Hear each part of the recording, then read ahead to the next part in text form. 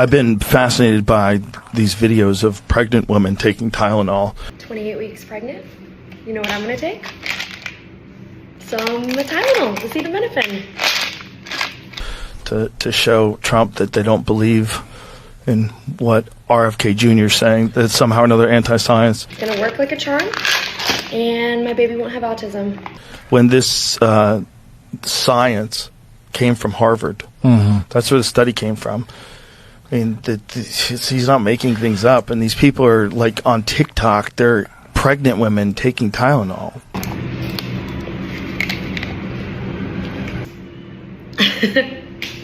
I fear we have become too tribalistic for our own good. Hi, hello, welcome back to my little internet tribe, though. I do approve of that one. But we are here to conquer yet another strange topic I have found while doom scrolling way too late at night. And honestly, I'm worried that something has stolen our ability to make rational, sound judgments. It's either the culture war or the internet. I haven't decided which is more at fault, but the internet does deliver the politics just straight to our skulls. So maybe it's more of a chicken or the egg question. Anyway, some big news dropped recently, so if you haven't heard, at the end of September, President Trump and Secretary of Health and Human Services RFK Jr. announced that the FDA will be updating drug safety guidelines for acetaminophen usage in pregnant women. In addition, they announced a new therapeutic treatment for kids with autism that also have folate deficiencies, which is the first treatment of its kind. Now, these updates come out of an abundance of caution because of a mounting body of evidence suggesting a correlation between acetaminophen usage during pregnancy and higher risks of developing autism and ADHD. We'll circle back to this. So the HHS is advising that women take the lowest possible dose of the medication for the shortest amount of time and only when absolutely necessary. Which I think is just a good general rule for basically any medication. You should always exercise caution and limit how much you use of any over-the-counter drugs because, you know, too much of anything isn't good. But apparently some are just very enamored with their Tylenol. Because liberal women have flocked to TikTok to protest this news by spending a fortune on fever reducers, fighting the orange man with flu shots,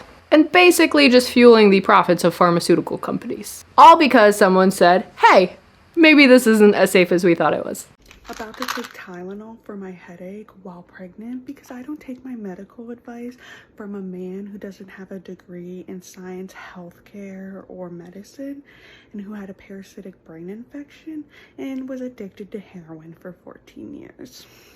Yeah, I'll trust my doctors who have their degree. Very curious what her stance is on men pretending to be women giving us health advice, because that happened. And yet another pregnant woman says that she will keep taking Tylenol because, you know, she believes in science. It seems like we're being a bit selective about which science to listen to. Another says she will keep taking the medication because what's the government gonna do about it? Probably warn you? Like they just did? What is happening? Video after video shows left-leaning women dancing around popping Tylenol to protest Trump. And, it's weird. Who cares about liver damage when you have Republicans to prove wrong, am I right? Some even suggested that mothers will be blamed for their children having autism, arguing this is a move to manipulate women into thinking that they've hurt their own children. You know, I don't think that telling women to exercise caution in this area is a manipulation or scare tactic, guys. I think they're just giving you more information, and then you are free to make your own decision about that information. Because that's really all they did. They just said, hey, maybe consider using caution, limiting the use of this, taking it, you know, less regularly than you otherwise would. But some people have decided that that was just a crazy thing to suggest. But the thing is, this isn't some outlandish claim that just came out of nowhere. In August, Harvard University published a review in which they analyzed 46 other studies from around the world, investigating the potential link between acetaminophen and certain neurological disorders, and did indeed find a correlation between the chronic use of Tylenol during pregnancy and higher risks of autism and ADHD in those children. And I found other studies from 2016, 2018, 2021, all linking a chronic use of Tylenol usage during pregnancy with an increased risk of some neurological disorders like autism and ADHD. Also advising that more research be done on the topic. Now, I'm going to be very honest, I am not the person to determine the credibility of all of these studies. That is for somebody much smarter than I. Nor am I absolutely convinced that Tylenol must be a factor in the increase of autism and ADHD in children across the country. But I do think that it's an avenue worth exploring. But simply making this information more known and warning people about the potential risks of this has created a hysteria that concerns me. Because honestly, it just seems like, once again, it's all ideologically driven. Because we do know that overuse of acetaminophen can lead to liver failure, kidney failure, increased blood pressure, GI bleeding, and more.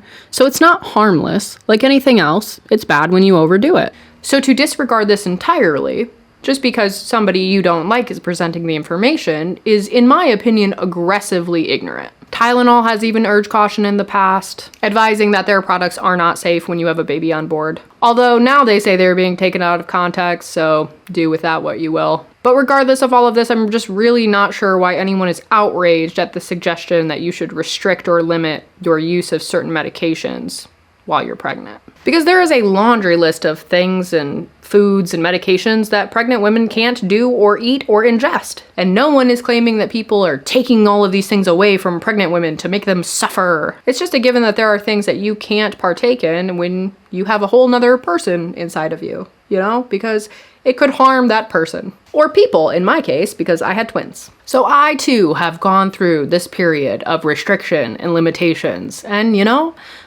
I was fine. This shouldn't be offensive or ideological. It should just be information that you can use at your own discretion to make more informed decisions for your health and your family's health. And need I remind you about all of the instances where drug companies have lied to the public or downplayed risks in the past? Like the thalidomide tragedy of the 1950s and 60s. The drug was prescribed to pregnant women for morning sickness, but resulted in severe deformities in thousands of babies across Europe. The German manufacturer of the drug was criticized for downplaying early reports of what was occurring in these infants. Purdue Pharma and the Sackler family downplayed how highly addictive OxyContin was, and engaged in deceptive marketing practices to encourage its use, resulting in one of the worst waves of drug addiction that we've ever seen. In the early 2000s, drug manufacturers hid the risks of another painkiller called Vioxx from patients and doctors. In just its first 5 years on the market, the drug caused thousands of heart attacks and deaths. And the list goes on of cases just like this when pharmaceutical companies lie, bury, or minimize potential risks because they make a lot of money from these products. Johnson & Johnson have even been sued in the past for their Tylenol products causing liver damage. I think this is a kind of medication that has been so widely used for so long that some of us do forget that it comes with legitimate risks. Because everything comes with risks. And I think that discouraging more research is doing a disservice to families across the country. We really should want to know if this could be a potential factor that is driving the increased rates of neurological disorders, or if it's simply just a coincidence. Because again, correlation does not equal causation. And at the same time, profound autism is affecting children and their families across the country. We should certainly be investigating any potential factors that are increasing the prevalence of these neurological disorders, and we should be seeking treatments to help quality of life. I don't think there is a reason to react in an extreme way in either direction. I don't think you should pop Tylenol every single time you have a small ailment, and I don't think you need to ban it from your medicine cabinet entirely. This is just another thing to consider when putting something into your body. And personally, I don't really take Tylenol a whole lot. I don't take really much medication because I just hate taking pills, so I'm just very stubborn. But I will be maintaining my position that making a bunch of videos taking Tylenol just to spite the right is dumb.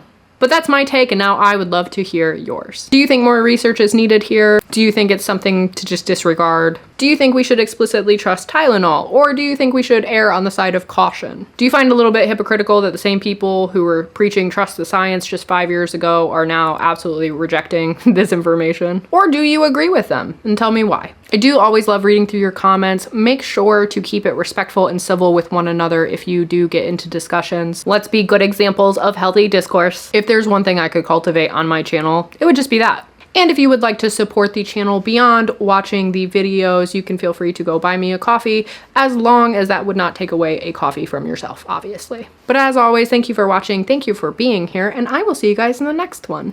Toodles!